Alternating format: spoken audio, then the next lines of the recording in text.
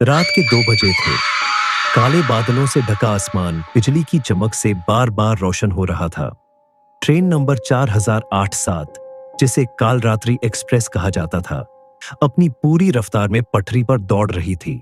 इस ट्रेन का सफर हमेशा रहस्यमयी घटनाओं से भरा रहता था, और आज इसका ड्राइवर रवि शुक्ला इस ट्रेन को चला रहा था। लेकिन उसे क्या पता था कि यह उसकी आखिरी यात्रा साबित होगी। रवि को जब इस ट्रेन की ड्यूटी मिली थी, तो पुराने ड्राइवरों ने उसे चेताया था, रवि, यह ट्रेन रात को चलाते समय अजीब हरकतें करती है।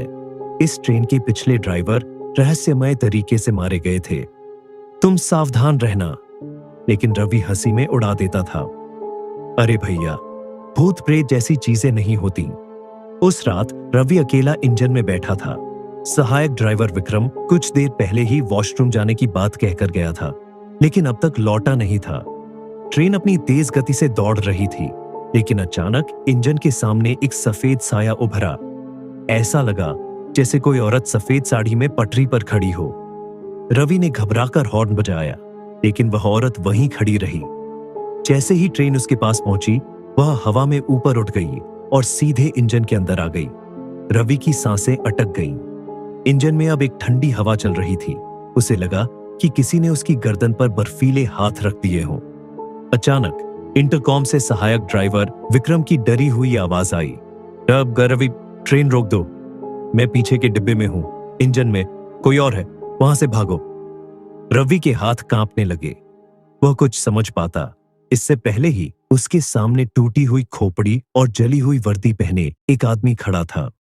उसकी आंखों से खून टपक रहा था और उसका मुंह कान तक फटा हुआ था। तू कौन है? रवि हकलाया। वह डरावना साया आगे बढ़ा और गुर्राते हुए बोला, मैं वही हूं जिसे इस ट्रेन के इंजन में जलाकर मार दिया गया था, और अब तू मेरी जगह लेने वाला है। अचानक इंजन की खिड़कियां खुद खुद बंद हो गईं।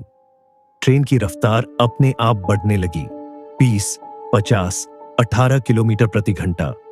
रवि ने ब्रेक लगाने की कोशिश की, लेकिन ब्रेक फेल हो चुके थे। इसी बीच विक्रम इंजन तक पहुंच गया, लेकिन जैसे ही उसने दरवाजा खोला, वह जोर से पीछे गिर पड़ा। इंजन के अंदर अब रवि की जगह वह जली हुई लाश बैठी थी। ट्रेन अगले स्टेशन पर रुकी, लेकिन इंजन में रवि कहीं नहीं था।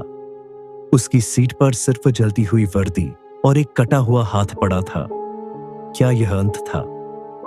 अगले ही दिन एक नया ड्राइवर उस ट्रेन को चलाने के लिए तैयार किया गया, लेकिन उसके चेहरे पर वही डरावनी मुस्कान थी जो रवि की हुआ करती थी। शायद रवि अब इस ट्रेन का नया साया बन चुका था।